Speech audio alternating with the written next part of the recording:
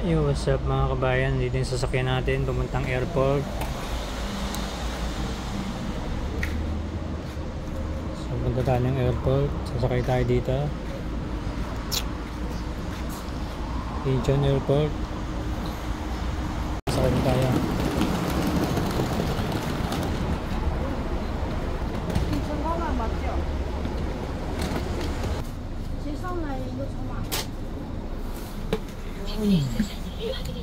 Ano tayo ng upuan natin, number natin 21.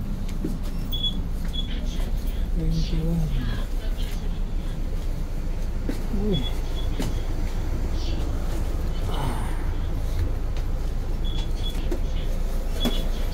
So buti na lang nakapagpareserve tayo agad. Nasa wala na tayo.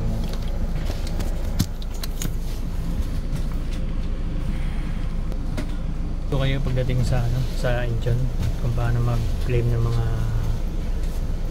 mga benefits natin makukuha. Salamat. Yo, what's up mga kabayan? Nandito na tayo sa Airport Terminal 1. So, nandito ako sa third floor. So, pupunta tayo sa NPS. So, pagkakaalam ko, nasaan siya?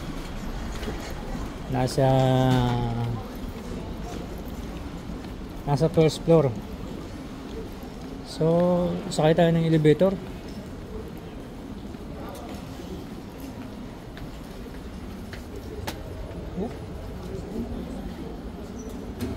Okay, elevator.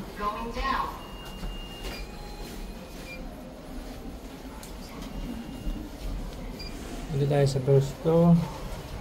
Nandun yung NPS.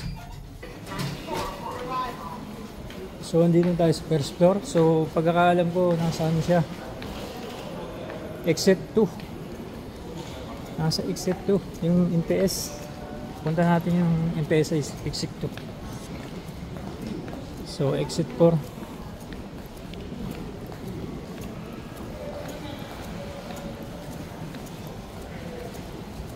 So mag-aalas 12 na, kaya kailangan natin makitang bukas yung NPS.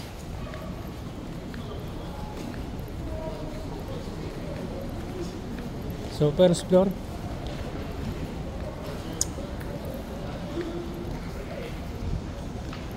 Tayo mag-aalas 12.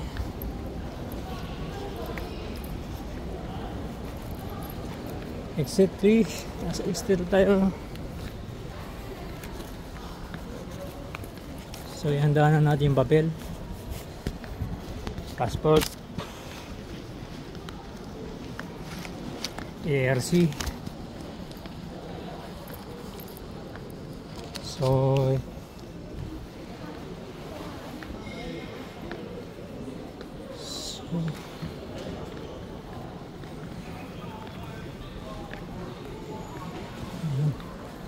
malapit na sa exit 2. So ayan na yung exit 2. Punta tayo ng NPS. So dito makikita yung NPS sa exit 2, first floor. So may CU doon, katapat. So ito na yung NPS. So papasan tayo ng requirements. Ito lang.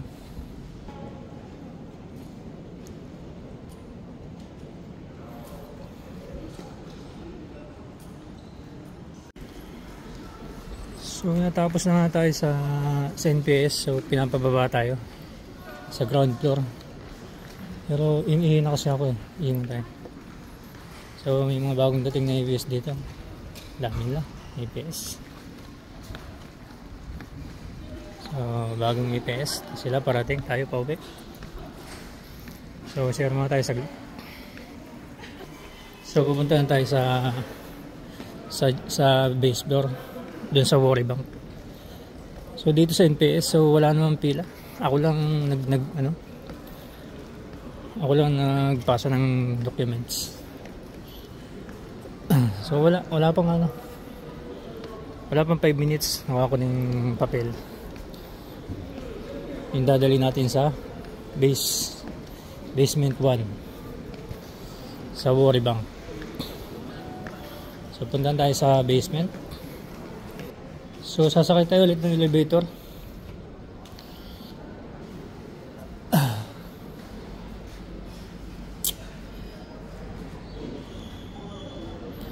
Papuntang basement.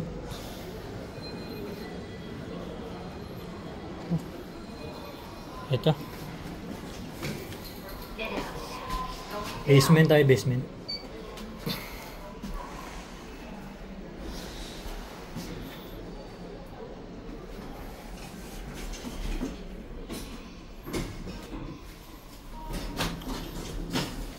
So, andito na tayo sa basement.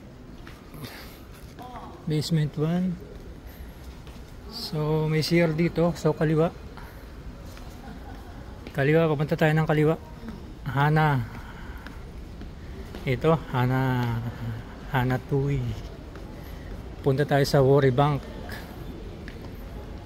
So, ang pinakita ko lang pala dun sa NPS, passport lang pala hiningi. Hindi na kailangan yung passport lang. Wala nang papel na ibang hiningi. So, dito sa basement 1, ito lang yung mga kalinyada. Pamuntang Worry Bank.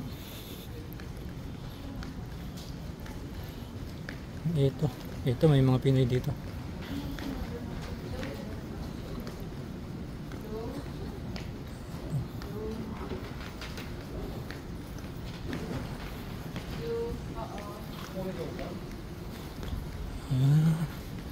So ayun na yung Worry Bank. Hindi ko sure kung siya na yun.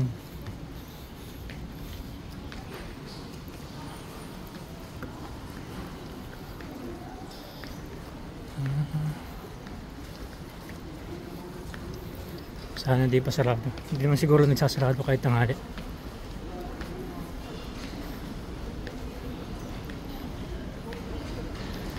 Oring.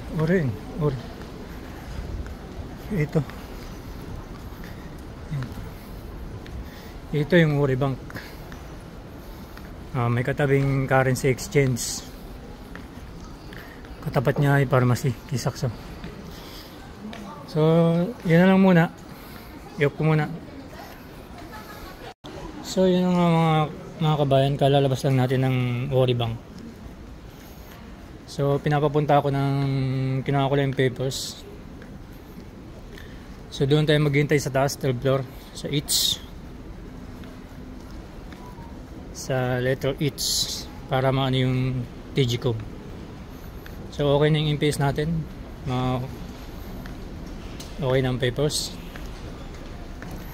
So, kung pupunta pala kayo dito sa airport, kailangan yung yung ticket nyo naka-Xerox. Xerox yun na yung ticket nyo. Para di na kayo mahirapan kasi hinihingi yung papel, mas maganda yung bigay. Kasi yung papel, ini-scan din nila.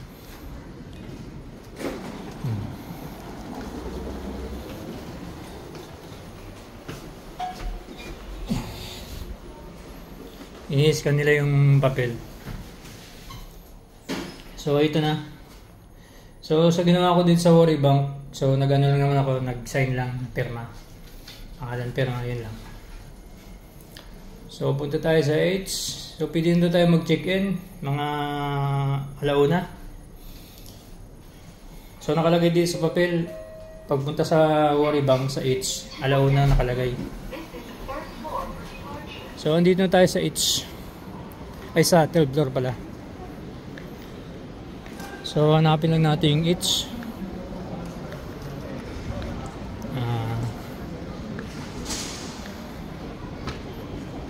So di kayo napakabilis lang ng mga proseso.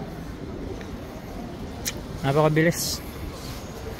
So wala akong ganong kasabay kaya mabilis. Basta kumpleto lang yung dala nyo mga document.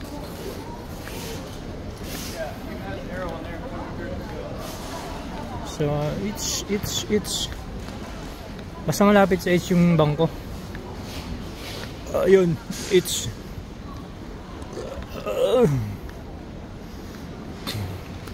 so siguro mag-check-in na tayo siguro. Kasi pwede naman daw mag-check-in agad. Sige, hanggang doon lang muna. So yun ang mga kabayan. So nakapag-check-in na tayo agad. So pwede na. O, alas 7 pa yung flight natin, pero alas 12 pwede na tayo mag-check-in. Walang problema. So dito tayo pinapapunta sa EATS. Dito yung TGCOM. Dito natin i-apply. O dito pa-process. And then pagkatapos nito, alauna pa tayo. Alauna pa ang sabi sa akin pwedeng magano dito sa EATS. Dito sa Woribang sa EATS. So alauna pa yung schedule ko. So maghihintay-hintay pa tayo ng 30 minutes. So dito yung Woribang. So EATS. So pagkatapos dito sa Woribang,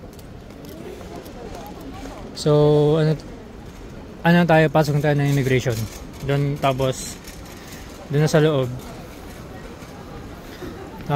loob, sa Woribang din, doon natin makukuha yung ano natin makukuha. So hanggang doon na lang mga kabayan. Tutuloy ko pagpasok sa immigration, basta dito lang yan. Salamat. Ayun na nga mga kabayan, nakalagpas na ako dun sa Wori sa loob.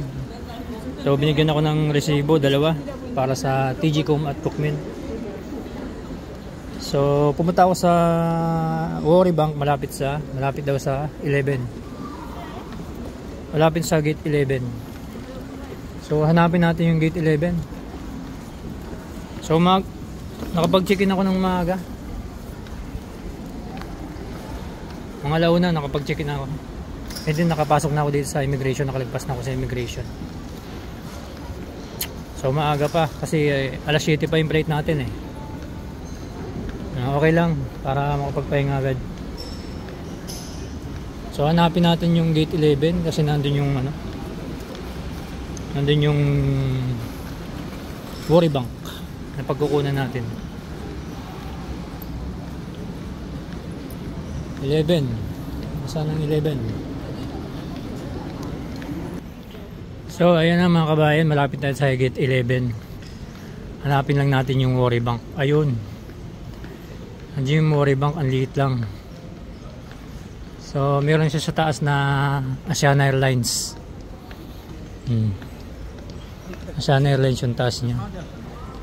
Tapos yung tapat niya, Passion accessories. Passion yung accessories. So ayan. So ganun din naman kung anong kailangan nila. May dala naman tayong papel. So yun lang mga kabayan, mag-claim na ako. So mamaya sabihin ko sa inyo yung mga mga nakuha natin kung magkano. So see you again. Yo, what's up mga kabayan? So natapos na po yung natin, mga nilakad natin. So galing na tayo dito sa Wori Bank. Sa Wori Bank, nakalabas tayo, binigay na sa atin yung dapat natin makuha. So natapos ko dito sa South Korea ay 5 years and 9 months early exit tayo. 5 years and 9 months. Nakuha ko sa Cookmin na sa loob ng 5 years and 9 months, John Sabek nakuha ko. John Sabek Manon. So bali sa TGCOM ko nakakuha pa ako ng John Elbeck. Bali nakuha ko sa amo ko, binigay ng amo ko, Gubik Osib. Bali yung TGCOM ko naglalaro ng Ichon Osib Manon. So mauwi ko ngayon, siguro pag samasamahin ko na, mauwi ko nasa Samchon Osib, mga ganun. So yung TGCOM ko kaya pumalo ng ganun na umabot ng Ichon Osib. So OT kasi kami nung huling 3 months. So masahod ako ng 3M higit. So nung matatapos na, nung alam kong wala ng OT, nagpaano na ako, pinaputol ko na. Sabi ko uwi na ako.